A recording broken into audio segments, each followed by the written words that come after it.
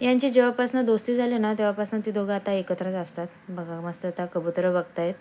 मग त्यानंतर त्यांना दही पाहिजे होती. मग त्यांना ती दही पण दिली. मस्तपैकी त्यांनी खाऊन घेतली गार अशी दही. मग बाजूला बघितलं तर हा मस्तपैकी उड्या मारून उभा राहून खेळत होता. बघा कसं ताणतो मस्तपैकी. मग त्याला थोडं ब्रशिंग करून घेतलं, तरी पण त्याचे खेळ संपत नव्हते. भरपूर ॲक्टिव्ह आहे हा. त्यानंतर मग किचनमध्ये गेली बघितलं तर मस्तपैकी माझा भांड्यांचा पसारा पडलेला. मग ते आवरून घेतला आणि मस्त किचन क्लीन करून घेतलं. बाहेर आली तर बघितलं मस्तपैकी दोघं झोपलेत. एक एका कोपऱ्यात झोपलाय तर दुसऱ्या कोपऱ्यात झोपलाय. त्यानंतर संध्याकाळी खेळता माझ्या पायाचा नेमका नख उडाला या दोघांच्यामुळे. मस्तपैकी आता दमलेत बघा कसे.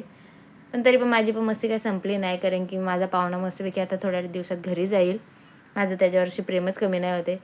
खूप क्यूट आहे ना तो, मग त्याला सोडावंसंच नाही वाटत. मग त्याला दिलं थोडंसं खाऊ. मग त्यानंतर माझ्या नवऱ्याला दिलं मी मस्तपैकी फुलं.